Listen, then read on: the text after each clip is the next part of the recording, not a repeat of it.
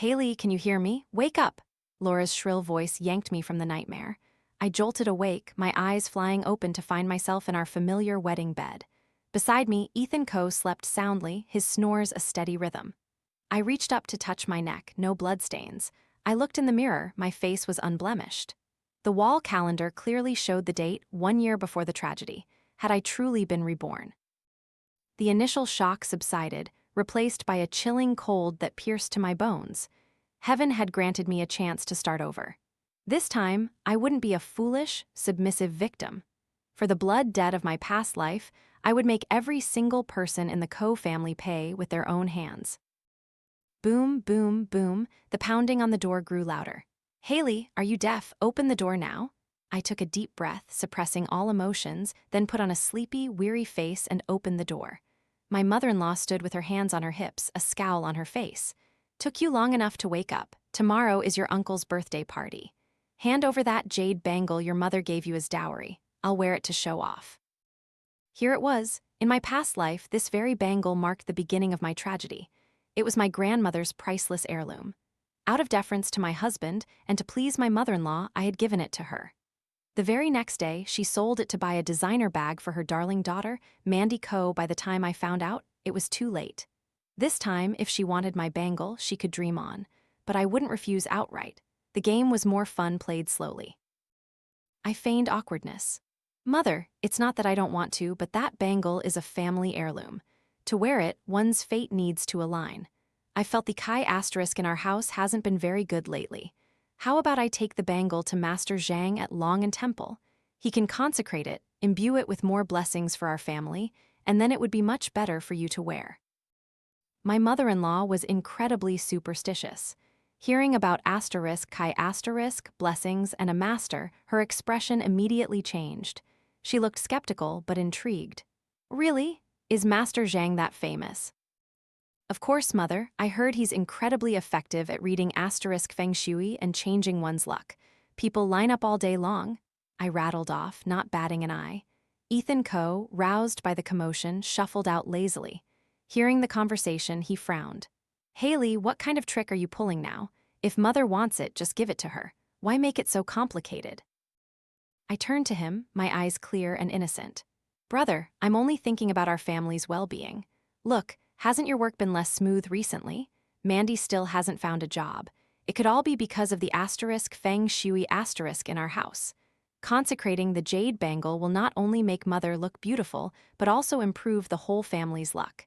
It's hitting 2 birds with 1 stone, isn't it? My words struck a nerve, leaving Ethan speechless. His work had indeed been encountering problems, and his sister was indeed a jobless slacker. Hearing this, my mother-in-law's eyes lit up. Greed and superstition had completely taken over her reason. She slapped her thigh. All right, then you go. Remember to ask the master thoroughly if anything else in this house needs changing so that wealth flows in like water. Yes, Mother. I nodded obediently, a cold smile forming in my heart. You all want wealth. Good, I'll give it to you. A slap in the face so unforgettable. Leaving the house, I didn't go to any Long and Temple. Instead, I called my close friend, an extra actor. After half an hour of discussion and a service fee, he happily agreed to play the role of Master Zhang. That afternoon, I returned with a grave expression. As soon as she saw me, my mother-in-law rushed over. Well, dear, what did Master say? I sighed dramatically, feigning distress. Mother, it's serious. I slowly took out the bangle and placed it on the table. The master said that although this bangle is made of fine jade, it clashes with my fate. That's why I've been married into our family for almost a year and still haven't brought any good news. Hearing no good news, my mother-in-law's eyes gleamed. This was the excuse she always used to mock me. I continued, but that's not the worst part. The master said it not only clashes with my fate, but also acts as a block to wealth. Anyone who wears it will not only find their finances blocked, but could also face blood-related misfortune. He warned me never to let anyone in the family wear it, or our family's blessings for 3 generations would be completely drained. What? My mother-in-law shrieked, her face white, backing away several steps as if the bangle were a poisonous snake. Ethan Coe and Mandy Coe also turned pale. I pretended to comfort her. But don't worry, Mother. I asked the master to perform a sealing ritual. As long as we keep it in a sealed box and store it in the most hidden corner of the house, absolutely never letting it see sunlight, we'll be fine. My mother-in-law looked at the beautiful emerald green jade bangle, her heart seething with both anger and extreme fear. She gritted her teeth. Then quickly put it away. Put it away now. Seeing her terrified expression, I almost burst out laughing, but the best part was yet to come. I feigned remembering something, exclaiming, "Oh, I almost forgot. The master also mentioned another important thing." The 3 family members immediately tensed, looking at me.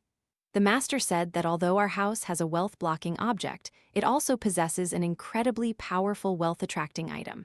It's silently protecting our family's fortune. We just don't know how to activate it. Really? What is it? Where? My mother-in-law pressed, her voice full of excitement. I cast my eyes around the living room and stopped at a hidden corner. I slowly raised my hand and pointed to an old, ugly ceramic jar that my father-in-law had brought back from a flea market, currently being used to hold mops. The master said, "That's it, our family's treasured guardian." The 3 family members all turned sharply, their eyes fixed on the dirty ceramic jar humbly standing in the corner, with several unsightly mops stuck in its mouth. The air was eerily silent. A few seconds later, Mandy Coe was the first to burst out laughing, a sharp, sarcastic cackle. "Sister-in-law, are you kidding me? This broken jar is our family's guardian treasure? Is Master Zhang severely nearsighted?" Ethan Coe also frowned, his face clearly disbelieving.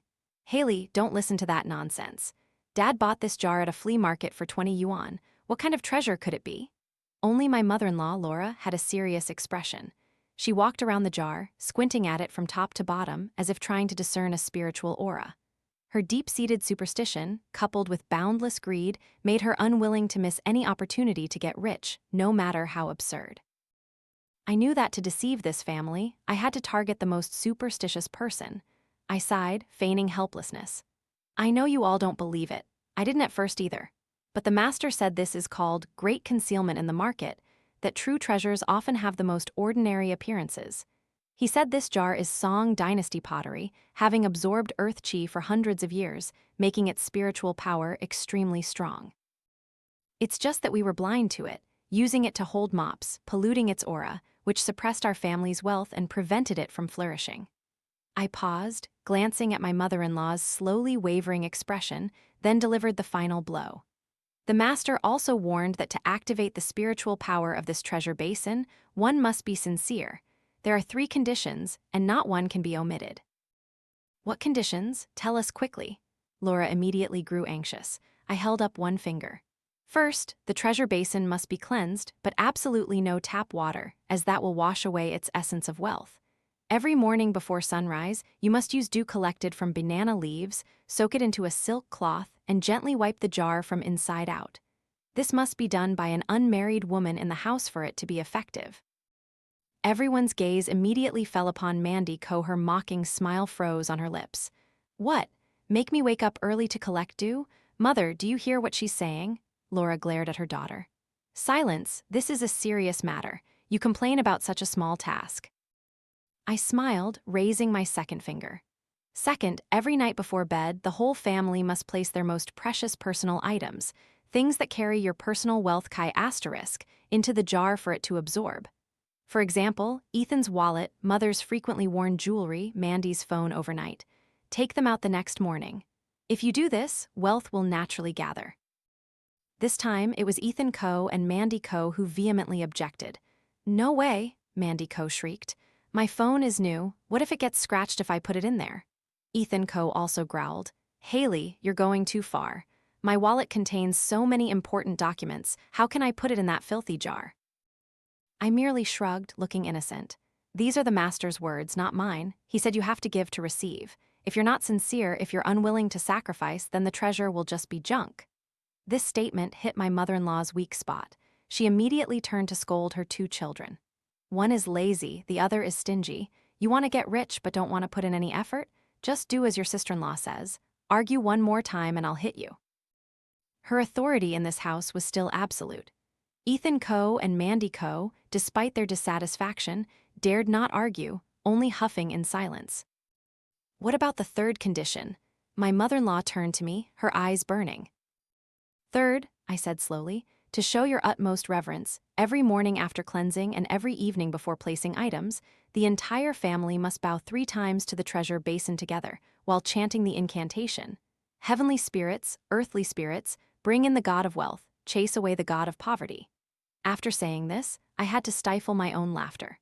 I truly wanted to see how spectacular the sight of the Coe family reverently bowing to a jar of mops would be. Indeed, that very evening, the grand play officially began. Under my mother-in-law's supervision, the mops and broom were mercilessly tossed out. The jar was personally wiped by her with tap water, as there was no dew yet, then solemnly placed on a high table in the center of the living room, a spot originally reserved for the television.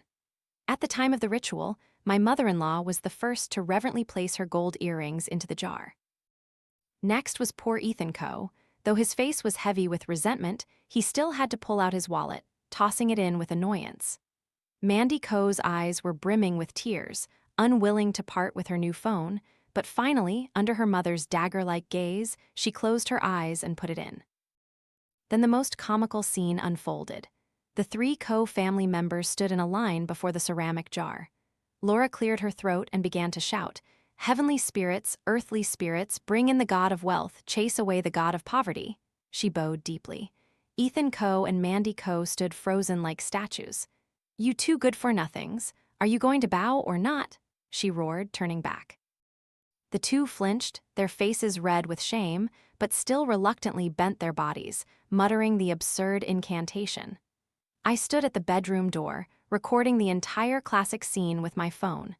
This would be a wonderful gift for them in the future. The next morning, before 5 a.m., Mandy Coe was dragged out of bed by her mother-in-law like a dead body. She yawned as she walked, her face haggard, carrying a bowl to the garden to collect dew. Our garden had no banana leaves, so she had to collect dew from some palm fronds and wampy leaves, fiddling for half an hour to get half a bowl of cloudy water mixed with dust. Watching this young lady, who had never lifted a finger since childhood, perform such a senseless task, filled me with immense satisfaction. To make the drama more convincing, I needed a little catalyst. The next day, I used the excuse of going to the supermarket and casually bought a few scratch-off lottery tickets. That evening, when my mother-in-law wasn't paying attention, I secretly slipped a winning ticket for a 500 yuan consolation prize into her jacket pocket. The morning after that, while tidying up, my mother-in-law found the lottery ticket. She was naturally prone to seeking thrills, so she casually scratched it. "Ah. I won, 500 yuan." Her shriek echoed throughout the entire house. She clutched the ticket, jumping up and down like a child, then rushed to the ceramic jar, clasping her hands and bowing repeatedly. "So powerful, the treasure basin is so powerful. It's only been 2 days and it's already working." Ethan Coe and Mandy Coe, hearing this, also grew eager. 500 yuan wasn't a lot, but it came at precisely the right moment, carrying an entirely different meaning. Could this jar actually be real? The suspicion in their eyes gradually turned into fanaticism. That evening, without her mother-in-law reminding her, Mandy Coe proactively placed her phone in the jar. Ethan Coe even carefully arranged his wallet neatly, no longer tossing it in with annoyance. Even my father-in-law, Victor Coe, a man who had never believed in ghosts or spirits, after hearing his wife's exaggerated account, secretly placed his old watch into the jar when no one was looking. Watching my entire family being led by the nose, worshipping a jar that held mops, I felt only 2 words: utter delight. This self-inflicted drama of yours, this is just the prelude. Belief in the treasure basin had officially become the Coe family's new religion. The ceramic jar was now covered with a garish red brocade cloth, respectfully placed on a makeshift altar in the middle of the living room. Every day, Mandy Coe cleaned it with pure morning dew, giving her eye bags darker than a panda's. Every evening, the entire family lined up to offer their wallets, phones, and jewelry, then reverently bowed, muttering an incantation that even I felt embarrassed for. The fanaticism reached its peak when Ethan Coe's company suddenly restarted a stalled project. He received a small bonus. Although it was just a normal company process, in the eyes of the Coe family, it was the glorious gong of the family treasure. Ethan Coe's attitude shifted from skepticism to open worship. He even took it upon himself to buy a bronze censer to place in front of the jar, lighting 3 sticks of incense every morning, the smoke wafting thick and heavy. Watching this scene, I knew the bait was sweet enough, the fish had taken the hook. It was time to cast a bigger net. The opportunity came faster than I expected.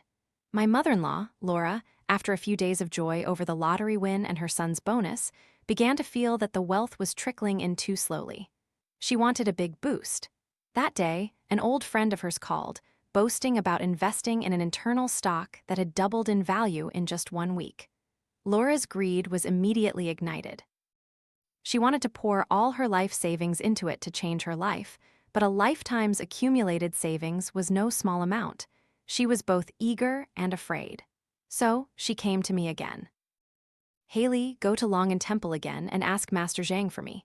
She pulled me into the room, whispering as if doing something illicit. "Ask him if I should invest all my capital in this venture. Will the family treasure protect me?" I feigned difficulty. "Mother, such a big matter, I'm afraid if I don't ask thoroughly, it might go wrong. How about I invite the master to our home to check things out once and for all?" "Invite him home?" My mother-in-law's eyes widened, then she immediately waved her hand. "Inviting such a famous master would be too expensive." "Oh, mother," I sighed.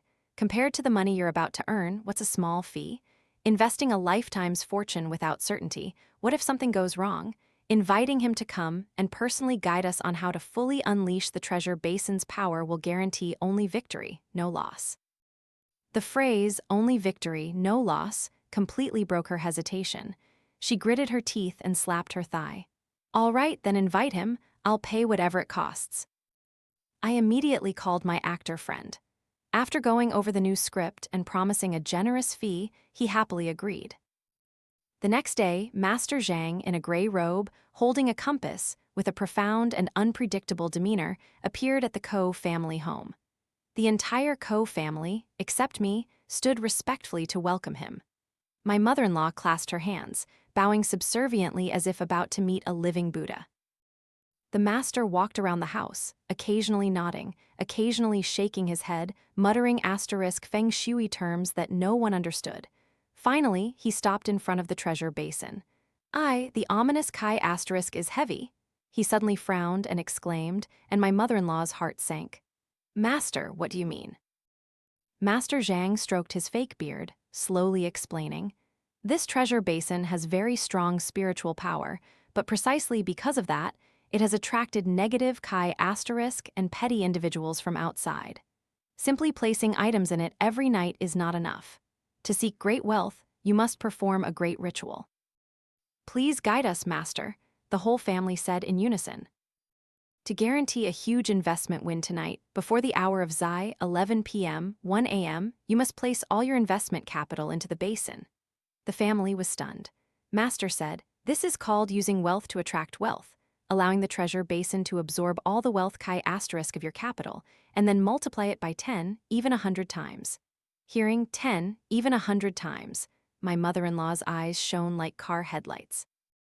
But Ethan Ko still retained a bit of reason. He worriedly asked, "Master, is it safe to keep so much money in the living room like that?" "An excellent question," Master Zhang nodded. "This is the second crucial point. The spiritual energy of the treasure basin is extremely strong in its yang aspect.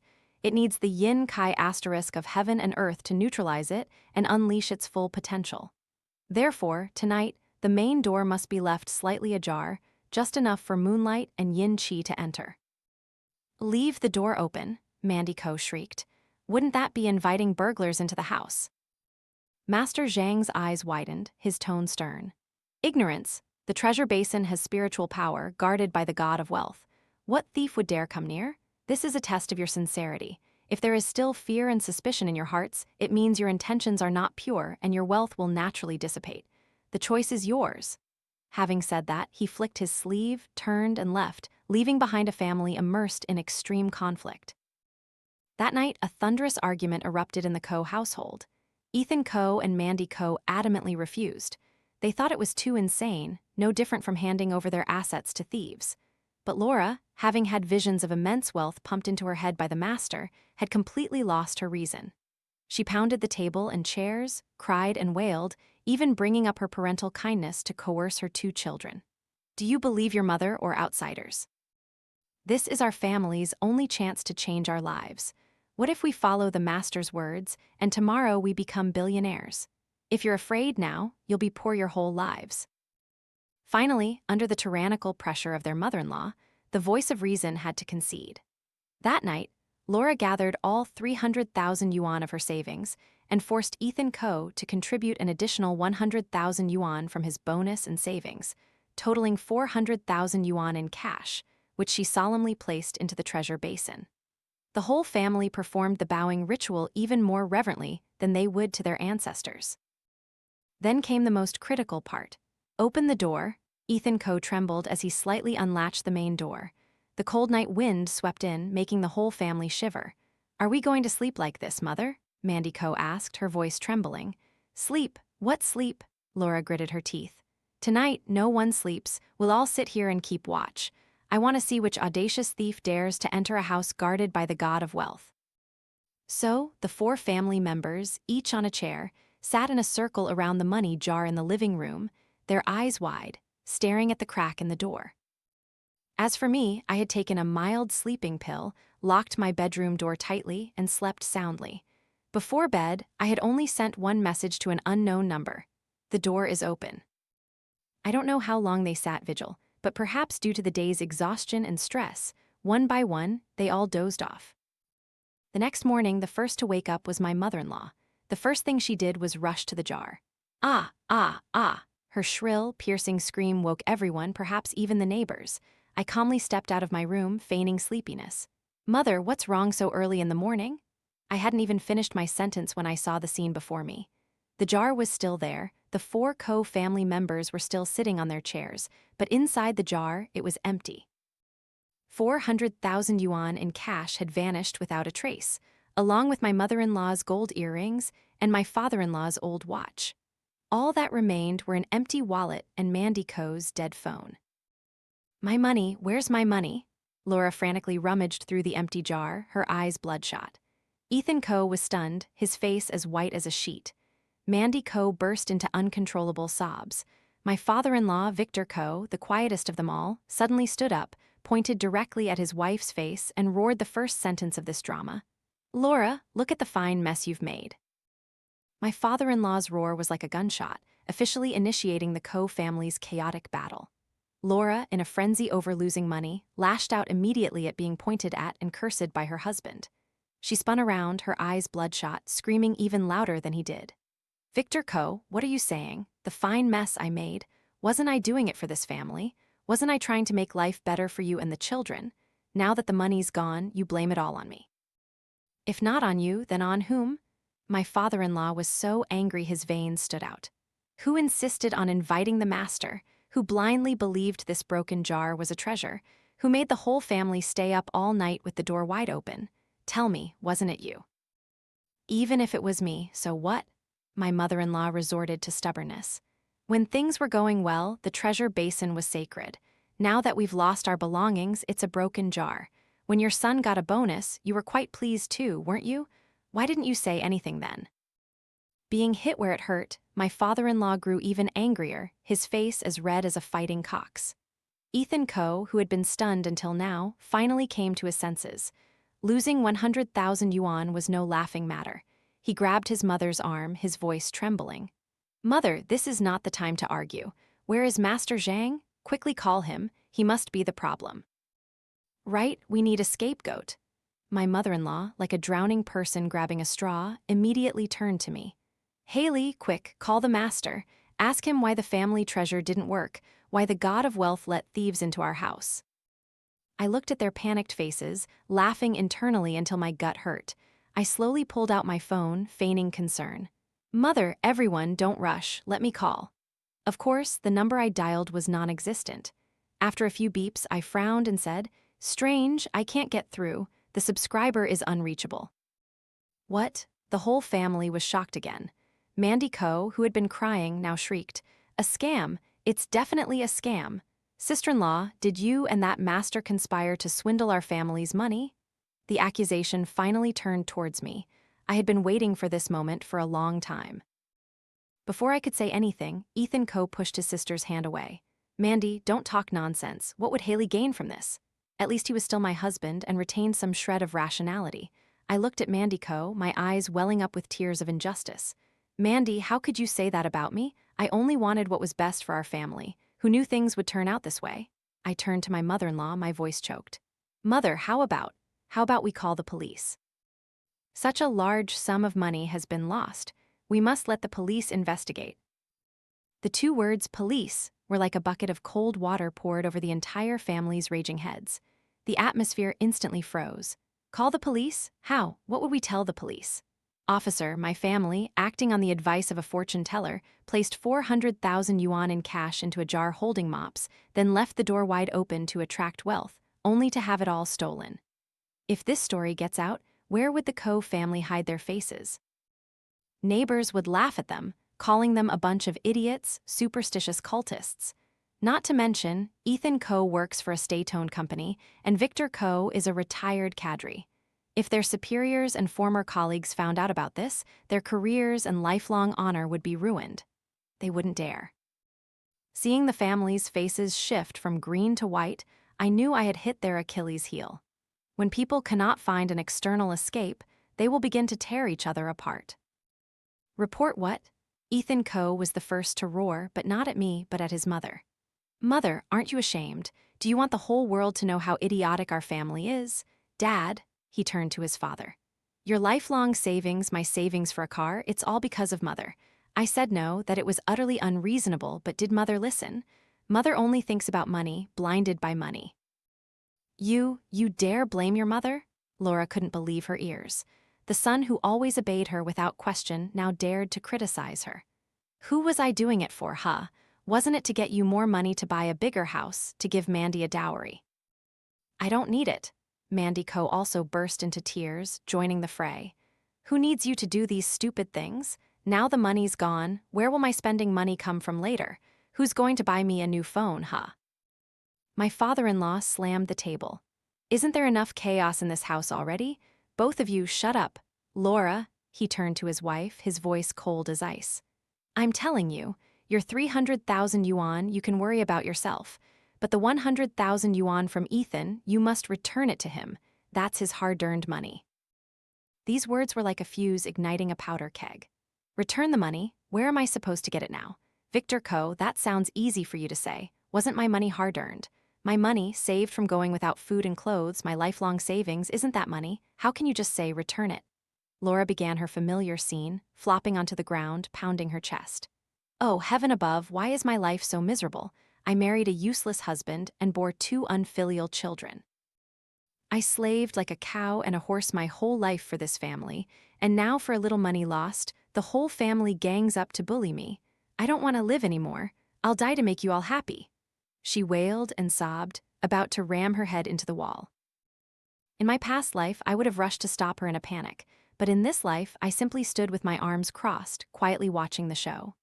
Ethan Co and Mandy Co were all too familiar with their mother's tactics, merely watching with disgusted expressions. Only my father-in-law couldn't take it anymore. He roared, "Have you finished your act? If you're so good, then really die. All you know is to throw tantrums. It's because of your greedy and foolish nature that this family is falling apart." Severely provoked, Laura no longer charged at the wall. She stood up abruptly, her eyes bloodshot and blazing like a cornered beast. She looked around, her gaze landing on the culprit of all her woes. "The treasure, Basin? Treasure, I'll give you treasure." She shrieked madly, lunged, wrapped her arms around the ceramic jar, and with all her might, hurled it onto the tiled floor. Smash, a piercing crash echoed. The demonic jar, which only yesterday had been revered as the family treasure and worshipped with incense, now lay shattered into 100 pieces. Dull blue and brown shards scattered across the living room, pathetic and dirty. The entire Co family stared in stunned silence at the wreckage. In her rage, Laura had personally destroyed the deity she herself had created. This act of self-inflicted humiliation was truly extraordinary. I silently retreated to my room, unable to hide a cold smile at the corner of my lips. Losing money is just the beginning. From now on, suspicion, resentment, and blame will, like these shattered pieces, cut deep into your relationships, making your lives worse than death. The broken jar was not just the destruction of a ceramic object. It was the collapse of the Co family's trust, greed, and even their last shred of dignity. In the days that followed, The atmosphere in the house was more suffocating than a funeral home. The broken shards had been cleaned up, but the cracks in their relationships were irreparable. Meals took place in silence, punctuated only by the clinking of dishes. Ethan Coe treated his mother as if she were invisible. He would come home from work and go straight to his room without a word. Mandy Coe spent her days sighing and complaining about having no money for shopping. The greatest pressure weighed on my mother-in-law, Laura. "Mother, where's my money?" Ethan Coe's question, initially roared in anger, now became a cold, casual remark every time he inadvertently encountered his mother. My father-in-law, Victor Coe, was no better. He didn't demand it directly, but every time he saw his wife, he would clear his throat with disgust and mutter, "Truly a prodigal." Laura, once the autocratic matriarch of the house, now became a pariah, shunned by her entire family. The resentment, shame, and pressure of repaying Ethan Coe's 100,000 yuan made her feel as if she were sitting on a bonfire. She needed money, an opportunity to turn the situation around, to regain her position. And I, of course, would give her such an opportunity. That day, I intentionally sat in the living room, making a phone call and putting it on speakerphone loudly. On the other end of the line was my actor friend, perfectly playing the role of a successful acquaintance. "Haley, have you heard of the Rebirth Pill product? Oh my God, it's miraculous. Taking it not only cures all ailments, from diabetes and high blood pressure to erectile dysfunction, but selling it makes you rich faster than winning the lottery." I replied with feigned skepticism. "Oh, come on, that sounds like a pyramid scheme scam. How could anything be that good?" "Scam? What scam?" My friend's voice boomed through the phone. "This is a 4-era business model. Look, you just need to invest 50,000 yuan to become a bronze-level agent, then find 2 subordinates and you'll get your capital back immediately. The more people you find, the higher the commission. Before you know it, you'll be sitting on billions. My cousin only did it for 3 months and already bought a Mercedes." I still pretended not to believe. "Sounds too fantastical, I don't dare. All right, I'm busy." I hung up, secretly glancing towards my mother-in-law's bedroom door. The door was slightly ajar. Clearly, she had heard every word. Just as I predicted, only 15 minutes later, Laura crept out and picked up my phone, which I had left on the table. She didn't know I had screen recording pre-installed. I clearly saw her go into the call history and secretly jot down my successful friend's phone number.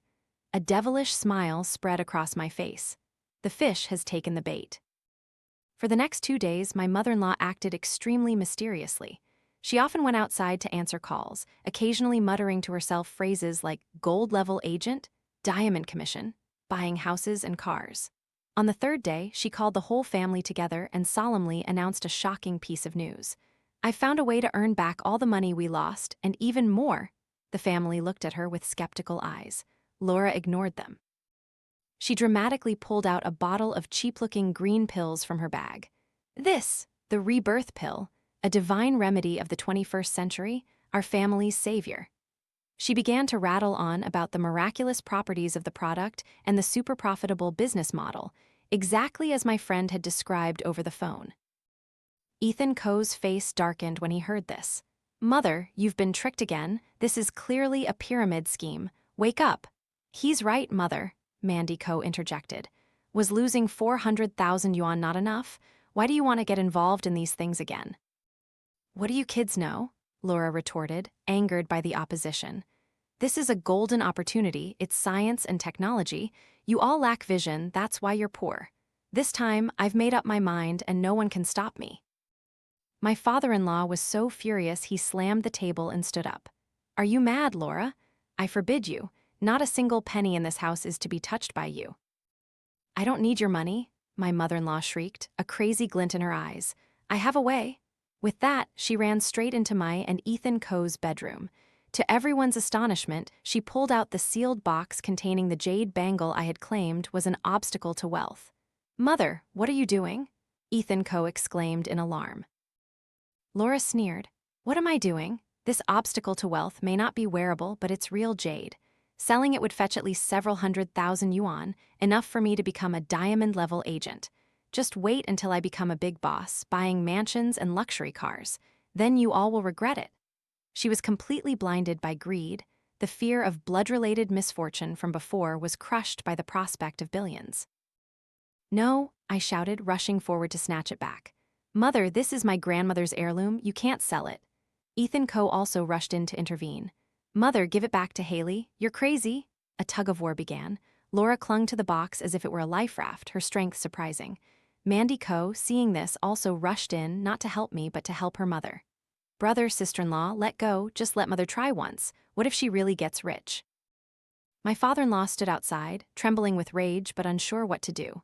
In the chaos, asterisk smack, a crisp sound rang out. It wasn't me nor Ethan Coe, but Laura. In the struggle, she had swung her hand and delivered a resounding slap to Mandy Coe. Mandy Coe clutched her cheek, stunned. She couldn't believe her always doting mother had hit her. "Mother, you hit me." Laura was also momentarily stunned, but then greed won out again. She gritted her teeth. "You unfilial child, blocking your mother's path to wealth? Get out of the way." While everyone was still reeling, she clutched the box, pushed everyone aside, and bolted out the door like a gust of wind. Ethan Coe tried to chase her, but it was too late. He turned to look at me, his eyes filled with guilt and helplessness. "Haley, I only looked at him coldly, then at Mandy Coe, who was still clutching her face and sobbing. I said nothing, simply returned to my room. "Excellent, Laura. You've taken another step into the abyss. This time, not only will you lose money, but you'll also personally slap away the sacred maternal love you always prided yourself on. This drama is getting more and more exciting." The door slammed shut behind Laura, leaving a living room filled with shattered souls. Mandy Coe still sat on the floor, one hand clutching her red cheek, the other pointing at the door, wailing in resentment. "Mother, you hit me for money. I'm your biological daughter." Ethan Coe stood rooted to the spot, his face alternating between red and white. He looked at me, then at his sister, a chaotic mix of guilt, anger, and helplessness churning within him. He wanted to say something, but his throat was dry. He couldn't utter a single word. My father-in-law, Victor Coe, who had been silent until now, quietly walked over, picked up Mandy Coe's phone, sighed, then turned into his room and slammed the door shut. His silence was even more terrifying than 1,000 curses. It showed utter disappointment. In this house, the only calm person was me. I simply observed quietly, like an audience member watching a tragicomedy unfold. Laura, clutching the brocade box, hailed a taxi straight to the city's largest gold shop. She had dreamed of dramatically placing the jade bangle on the counter, receiving a stack of money, and then confidently becoming a diamond-level agent, making her whole family's eyes pop out. But life is not a dream. The appraiser at the gold shop was an acquaintance of mine, a true antique expert. I had already sent him photos of the bangle earlier. The shop owner, wearing white gloves, carefully picked up the bangle, examined it through a magnifying glass, and gently tapped it a few times. Laura stood beside him, her heart pounding. 5 minutes later, the shop owner put the bangle down and shook his head. "Madam, I'm very sorry, but this is a fake." "What?" my mother-in-law shrieked, disbelieving her ears. "You're lying. This is a family heirloom jadeite. How can it be fake?" "It is indeed fake," the shop owner patiently explained. "This is resin dyed to mimic antique jade. The craftsmanship is decent, but it can only fool those who aren't experts. Its actual value is probably less than 200 yuan. 200 yuan? Laura's ears buzzed, the world spun. Her last hope, the obstacle to wealth she had desperately snatched, was just a cheap piece of plastic. The fear of blood-related misfortune that the master had spoken of suddenly rushed back, sending a chill down her spine. She stumbled out of the gold shop, her mind blank, all her plans, all her dreams of billions, shattered into thin air. Just then, her phone rang.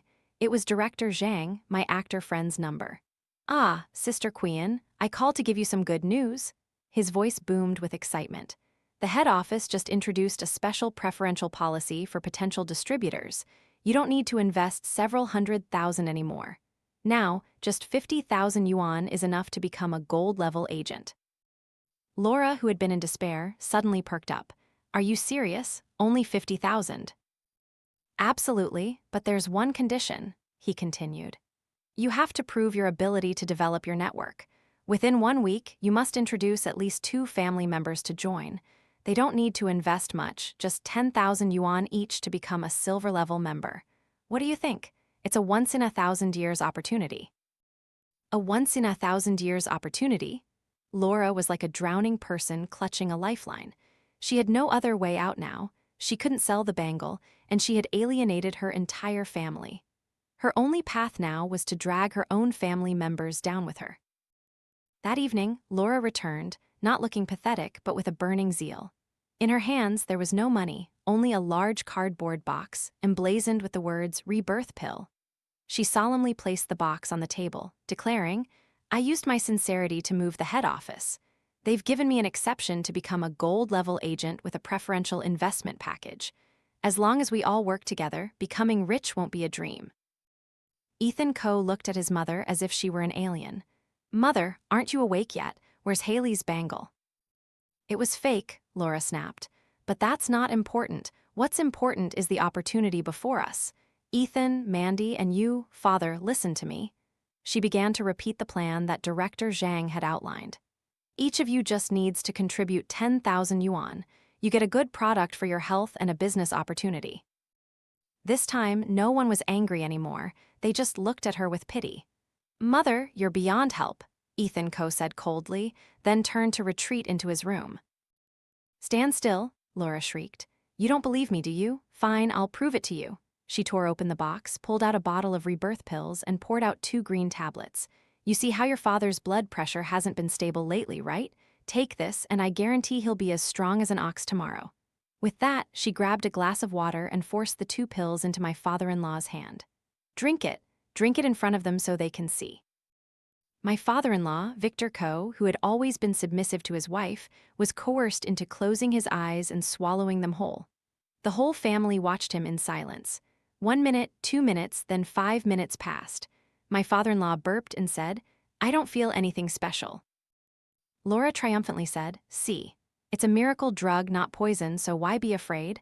Just wait, you'll see the effects tomorrow." That night, the whole family went to bed with different emotions.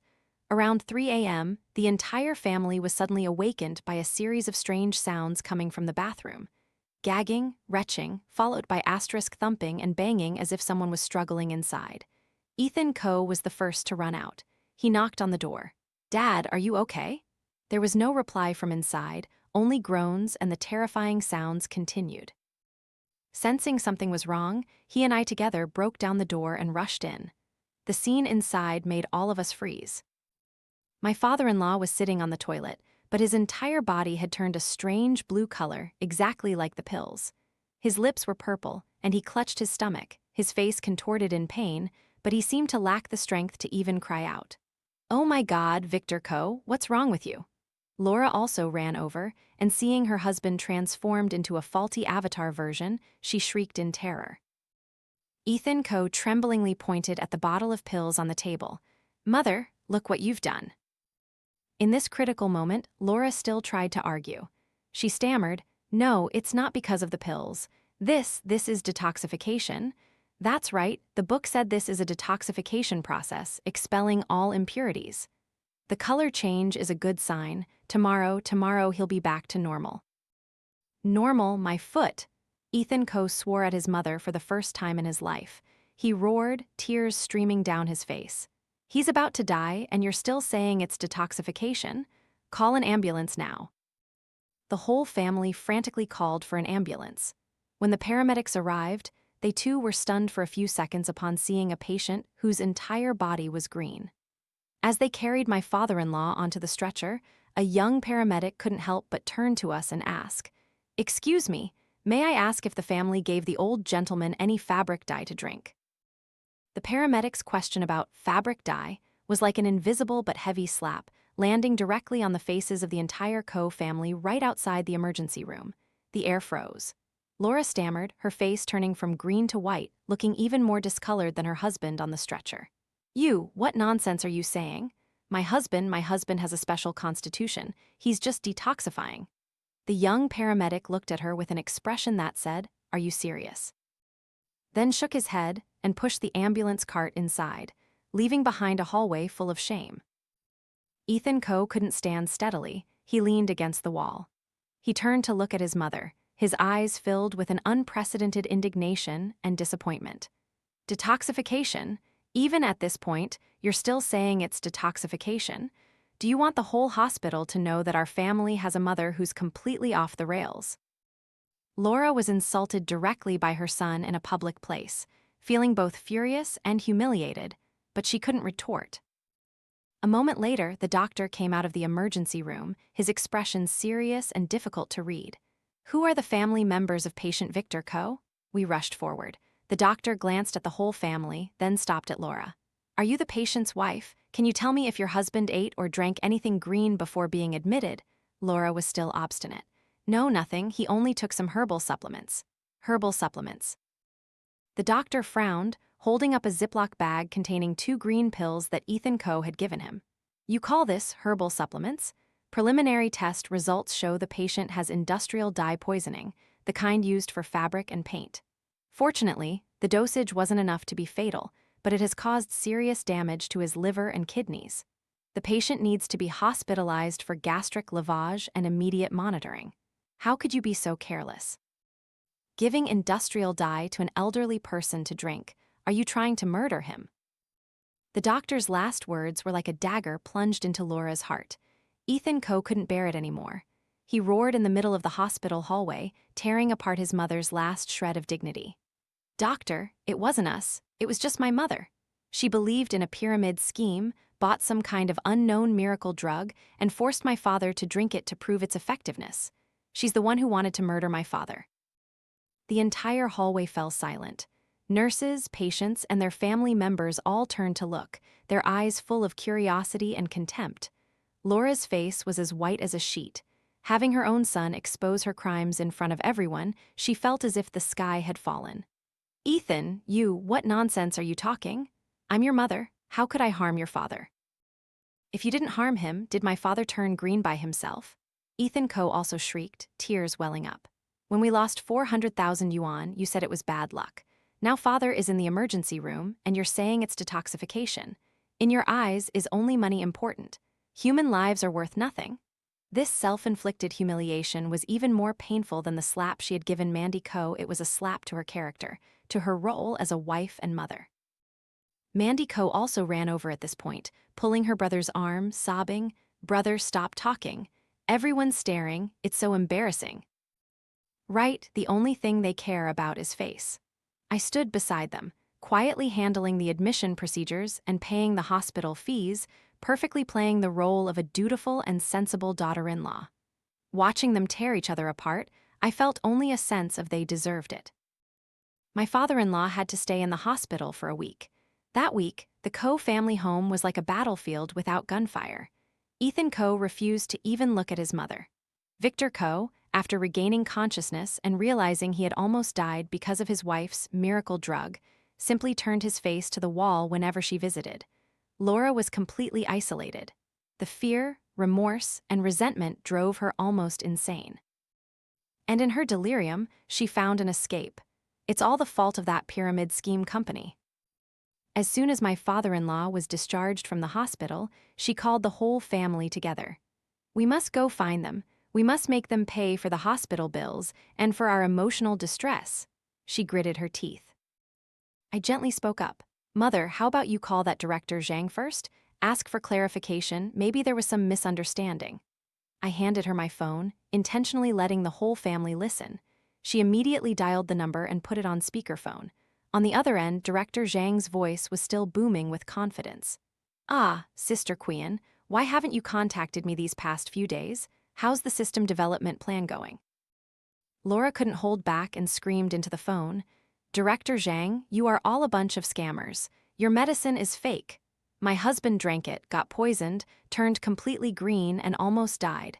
You must take responsibility." There was silence on the other end for a few seconds, then a cold laugh.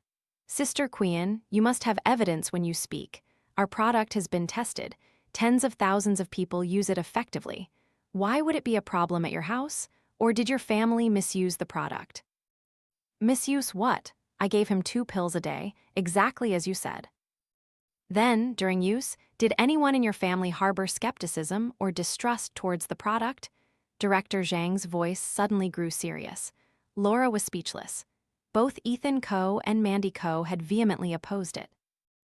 "Let me tell you," he continued, "our product is a combination of science and spirituality. It only works for those with sincere faith. If there are skeptics in the house, it will create a negative energy flow that alters the medicinal properties of the drug, causing side effects. Your husband's situation is clearly due to your family's lack of unity, harming each other, and now you want to blame our company. This ingenious logic stunned the Coe family. Blaming their own foolishness on negative energy, truly, only scammers could come up with such a thing. Laura stammered, but now my husband is hospitalized, money is lost, and he's sick. What can we do? All right, Director Zhang sighed, feigning understanding. Out of respect for you as a potential customer, I'll show you a way. To dispel this negative energy, there's only one method. You must purchase our company's pure energy filter machine, which costs only 50,000 yuan. At the same time, the two people in your house who most vehemently opposed it must demonstrate their sincerity through action.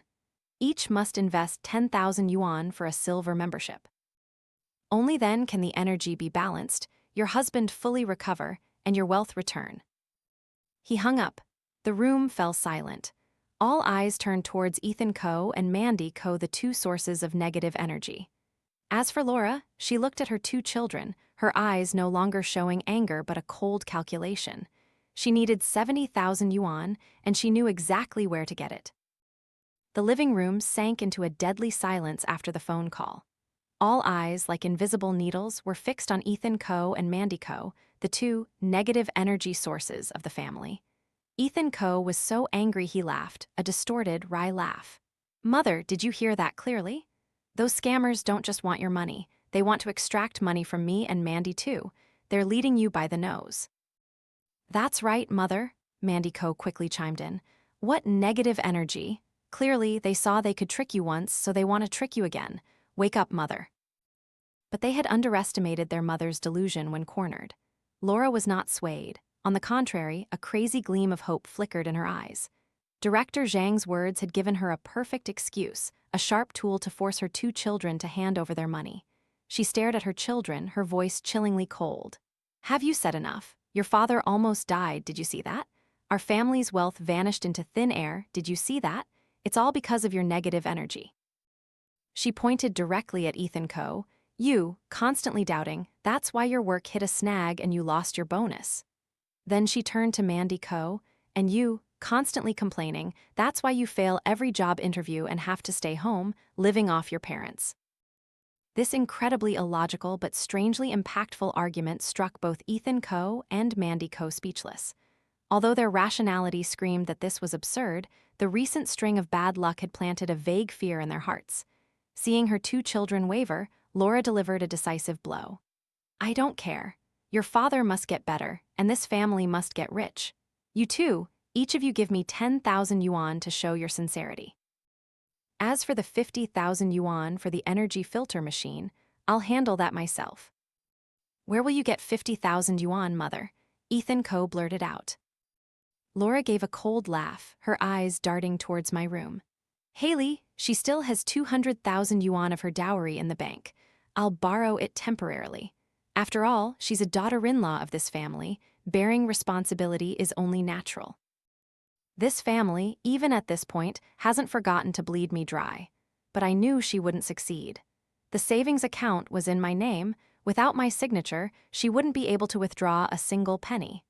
I simply watched in silence, waiting to see how she would pressure her two children.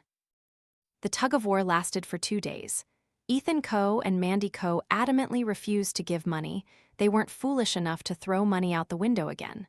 Laura nagged, cursed, and cried every day, but it was useless. Seeing the deadlock, I knew I needed to add a little more flavor. On the afternoon of the third day, I intentionally sat in the living room and called my friend, Director Zhang. Hello, Mr. Zhang, it's me. I'm just calling to check in. The thing is, I have a friend whose family is going through the exact same thing as mine. Someone with negative energy doesn't believe in the product, causing the whole family bad luck. I put it on speakerphone. All 3 Coe family members were in their rooms, but I knew they were listening intently. My friend's voice boomed with a professional tone. Ah, I've seen this many times. Tell your friend this. This negative energy has a tracking property. Tracking property? What does that mean? I feigned confusion. It means it will automatically seek out and disrupt the greatest source of income for the person carrying that energy. For example, if that person works for a salary, it will disrupt their job. If they run a business, it will ruin their ventures. And if that person has no income, living off their parents, it will destroy the very source of that support. I let out a long, ah, then thanked him profusely and hung up. In the living room, the atmosphere was silent. But only 5 minutes later, boom, Mandy Coe's bedroom door burst open. She rushed out, her hair disheveled, her face ashen. She had no job, her only source of support came from her parents. If her negative energy destroyed her parents, she would be out on the streets begging. She ran in front of her mother, her voice trembling. "Mother, 10,000 yuan, right? I'll do it." With that, she pulled out her phone and tremblingly transferred 10,000 yuan from her meager savings to her mother. Before Laura could even gloat, Ethan Coe's bedroom door also burst open. He rushed out, his face even more panicked than his sister's. His logic was simpler and more terrifying. Mandy Coe had shown her sincerity, so wouldn't all the remaining negative energy in the house be concentrated on him? His job, his career, everything would go up in smoke. "Mother, I'll give it too," he shrieked, hastily opening his banking app. "Transfer it." "Mother, quickly call that director and tell him I'm investing too." A scene I could never have imagined unfolded. Mandy Coe, seeing her brother also transferring money, suddenly worried that her own sincerity wasn't enough, that her brother's negative energy would overwhelm hers. She shrieked, "No, I gave it first. Mother, you have to report my name first." "Shut up, you," Ethan Coe roared. "My career is more important. Mother, you have to report my name first." The two siblings lunged at their mother's phone, not to stop her, but to fight over who got to donate money to the scammers first. "Me first, no, me first." Slap, a resounding smack. This time, it wasn't my mother-in-law, but Ethan Coe in a fit of rage. He had pushed Mandy Coe, making her stumble and fall to the ground. "Useless parasite only knows how to destroy," he cursed his sister, then turned to his mother, his voice almost begging. "Mother, save me, save my career." Laura stood in the middle, holding the phone that had just received 2 transfers. From being a pariah shunned by the whole family, she had in a flash become a savior, fought over by her 2 children. She held her head high, chin tilted, savoring the feeling of restored power. She looked at her 2 children tearing each other apart, then at me, a meaningful smile playing on her lips. As for me, I simply quietly returned to my room. This self-inflicted drama of yours is truly more spectacular than any movie. Now that 70,000 yuan was almost enough, I eagerly awaited to see what that pure energy filter machine would look like. After the fratricidal scramble to pay their stupid money, Laura finally managed to collect 20,000 yuan, but 70,000 yuan was still a long way off. Where would she find the remaining 50,000 yuan now? Her greedy gaze once again turned towards me. That evening, she brought a plate of fruit into my room, an act unprecedented. The smile on her face was even faker than Mandy Coe's designer brands. "Haley, you've been working hard lately," she said, placing the plate of fruit on the table. "You've seen all the troubles in our house. Your father is sick, your brother and sister are plagued by negative energy, their careers aren't going well.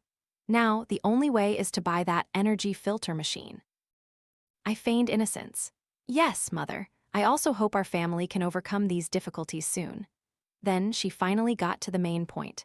"That 200,000 yuan dowry of yours, how about you lend Mother 50,000 yuan first? Consider it your contribution to your in-law's merit. Once the machine arrives and the whole family's business flourishes, Mother will return double to you." I smiled inwardly.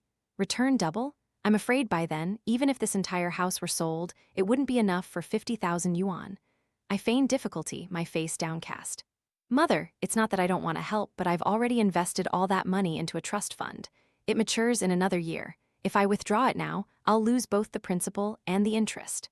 I had already secretly transferred all my savings to another account under my best friend's name. I had to play this act perfectly. Hearing my words, Laura's smile froze. She hadn't expected her foolish daughter-in-law to know about investing. Her plan to extract money failed. She grumbled, picked up the plate of fruit, and left, not forgetting to mutter a sentence loud enough for me to hear. "Selfish girl, only knows how to keep money for herself." Unable to extort money from me, Laura was at a dead end. But a person like her, accustomed to living for money, would never give up. The next morning, while my father-in-law was out exercising, she secretly slipped into his room. A moment later, she emerged with a small wooden box.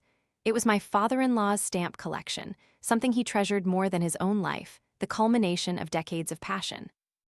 She quickly took the stamp collection to sell at a second-hand shop and got exactly 50,000 yuan. Clutching the money, she immediately called Director Zhang, her voice filled with pride. "Director, I've gathered enough money. Quickly bring the energy filter machine here." That afternoon, a small truck parked near my house. Two uniformed employees carried in a large cardboard box. The entire Ko family, except my father-in-law, who was still unaware his stamp collection had been sacrificed for the common good, gathered around the box, their eyes reverent as if awaiting a holy artifact's descent. After opening 7749 layers of styrofoam, the high-tech treasure finally revealed itself. It was a white plastic box, resembling a cheap air purifier, with a small LED screen and a few buttons on top. Its only special feature was that when plugged in, the entire machine would emit constantly flashing rainbow lights, looking exactly like a disco ball in a rural nightclub. "So beautiful, truly a divine artifact," Laura exclaimed, caressing it. Ethan Ko and Mandy Ko also nodded, the garish lights seeming to hypnotize what little rationality they had left. Just then, Director Zhang called to give remote instructions. "Congratulations, Sister Qian and family. The divine artifact has arrived, and wealth is about to knock on your door." My friend's voice boomed over the phone. "Now, to activate the machine, you need a conductor for it to identify and filter the negative energy correctly." "What's a conductor?" my mother-in-law pressed. "Very simple. It's the hair of the two people in your house carrying negative energy. You should cut a small clump of hair from each person, put it in a pot, add purified water, and boil it for exactly 15 minutes. Then, pour that divine water into the machine's reservoir. The machine will automatically analyze and begin the purification process." The entire family was speechless once more. Boiling hair? Was this an energy purification method or some kind of dark magic being concocted? Laura's gaze immediately turned to Ethan Ko and Mandy Ko, a pair of scissors in her hand. "No, I won't cut it," Mandy Ko shrieked, clutching her long hair tightly. "I just had my hair done at the salon last week. What will I look like if I cut it?" Ethan Ko also recoiled, his face pale. "Mother, don't do anything crazy. I'm a department manager. I meet clients every day. If you cut my hair unevenly, how can I show my face at work?" But Laura was now completely obsessed with the dream of getting rich. She gritted her teeth, raising the scissors threateningly. "Do you want to be poor your whole lives? Do you want your father to be hospitalized again? It's just a small clump of hair. Will anyone die? Do you want me to kneel and beg you?" With that, she acted weak-kneed, about to collapse. This tactic clearly worked. Ethan Ko and Mandy Ko, despite wanting to refuse a million times, were forced to submit by filial piety and a vague fear of bad luck. "All right, Mother, cut it," Mandy Ko said, tears welling up. "Gently, please, Mother." Ethan Ko closed his eyes, resigned. So a bittersweet scene unfolded right in the living room. Laura held the scissors and snipped a clump of hair from the back of Ethan Ko's head, creating a patch that looked like it had been chewed by a mouse. Then, she boldly chopped off a long, lustrous lock of Mandy Ko's hair. The next scene was even more horrifying. Laura solemnly put the two clumps of hair into a stainless steel pot, filled it with filtered water, and turned on the gas stove to boil. The four family members stood gathered around the stove, holding their breath, watching the divine water bubbling furiously. A pungent, fishy smell of burning hair began to spread throughout the kitchen, then spilled into the living room. Gag, Mandy Ko couldn't bear it and ran into the bathroom, dry heaving. Ethan Ko also turned green, covering his nose. After exactly 15 minutes, Laura turned off the stove, carefully carried the murky, foul-smelling pot of liquid to the divine artifact. She tremblingly poured the liquid into the machine's reservoir. Immediately, the disco machine began to react. It vibrated violently, the 7-colored LED lights flashing at a frantic speed.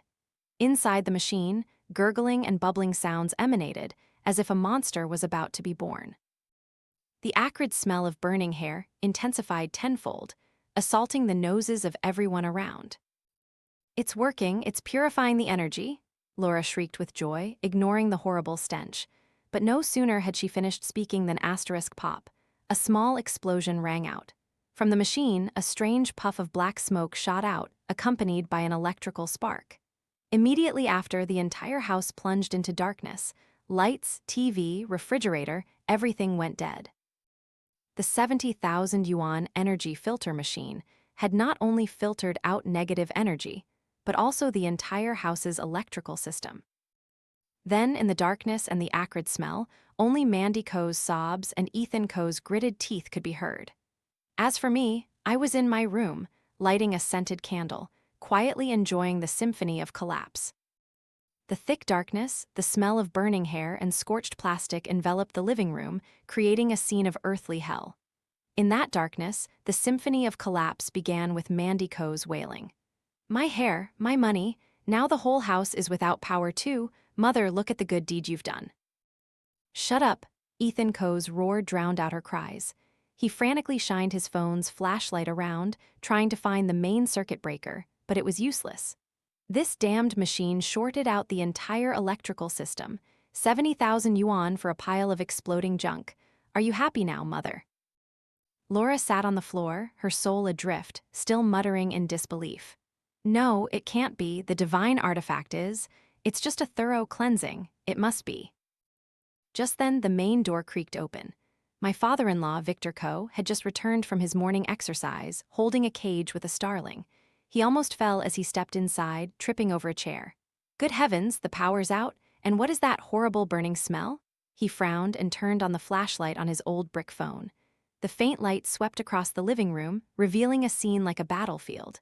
A scorched black machine lay abandoned, still smoking. The three family members were each in a corner, their faces smudged, their hair disheveled. "What's going on?" he asked, his voice filled with suspicion. No one answered. Laura dared not, and her two children were too ashamed to utter the foolish truth of their family. My father-in-law, seeing no one speak, didn't press further. He quietly walked towards his bedroom, perhaps thinking it was just a normal power outage. But only a minute later, "Laura!" his roar from the bedroom echoed, carrying an unprecedented anger and panic. He stormed into the living room like a wounded beast, pointing at his wife's face, his whole body trembling. "My stamp collection! Where is my stamp collection? The wooden box I kept on top of the wardrobe, where is it?" Laura's heart seemed to stop. She stammered, her face completely drained of color. What box are you talking about?" "Are you still pretending?" Victor Ko grabbed his wife's collar, his eyes bloodshot. "That was my life's work, the most precious thing I owned. What have you done with it? Speak." Under her husband's interrogation, coupled with the recent shock, Laura could no longer hide it. She burst into tears, confessing the entire truth. I sold it. I needed 50,000 yuan to buy the energy filter machine." You said what?" Victor Ko froze, slowly letting go of her collar. He stumbled back a few steps, then suddenly clutched his chest, gasping for breath. "Father!" Ethan Ko and Mandy Ko shrieked, rushing to support him. They couldn't believe their mother, whom they had just slavishly obeyed, could so heartlessly sell their father's most precious possession just to fuel her foolish superstition. "Evil woman, prodigal," Victor Ko pointed at his wife, his voice weak but filled with bitter hatred. I want a divorce from you." After saying that, he rolled his eyes and fainted. The entire family once again plunged into utter chaos. Screams and calls for an ambulance rang out frantically. Amidst that chaotic scene, I slowly stepped out of my room, wearing a neatly pressed office dress, pulling a small suitcase. My expression was unusually calm. All eyes turned to me. "Haley, where are you going?" Ethan Ko asked, his voice hoarse. I didn't answer him. I placed a pile of documents on the table. "Divorce papers. I've already signed them." I looked at Laura, who was stunned, then at Ethan Ko and Mandy Ko, who were in a panic. "This drama needs to end now." "Drama? What drama?" Laura stammered. I smiled, opened my phone, and tapped a voice recording. My actor friend, Director Zhang's voice, rang out clearly. "Hello, Haley. The Treasure Basin drama was a complete success. Remember to transfer the full payment, okay? And I have to admit, your in-laws are really good actors.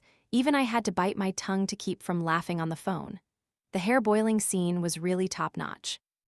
The recording ended. The air in the room thickened. The silence was more terrifying than any roar. The faces of the 3 co-family members turned from pale white to purplish blue, then green, exactly like my father-in-law's face the day before. They finally understood everything. All of it had been a play, directed by me alone.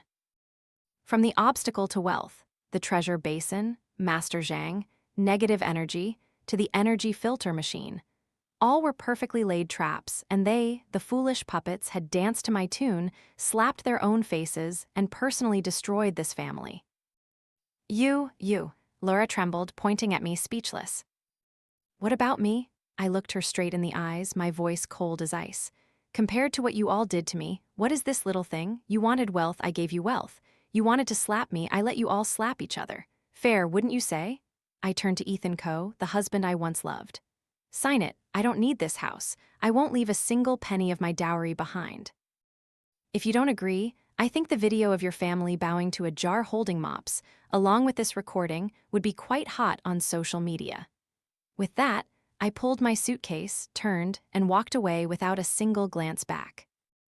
The ambulance siren was getting closer, but it no longer had anything to do with me. Half a year later, I started a new life in another city. My career flourished, and my life was free and unburdened. Occasionally, I heard news about the Coe family through old friends. Their house had been seized by the bank for auction. Victor Coe, after his stroke, was paralyzed on one side, and his divorce from Laura had become final. She now worked as a domestic helper to make ends meet and pay off debts. Ethan Coe was psychologically traumatized, his career spiraling downwards, eventually leading to his dismissal. As for Mandy Coe, with her patchy hair and no profession, I heard she followed in her mother's footsteps, working as a sales associate in a supermarket. They had received exactly what they deserved. I sipped my coffee, looking out the window at the bright sunshine. The debt of my past life had been repaid.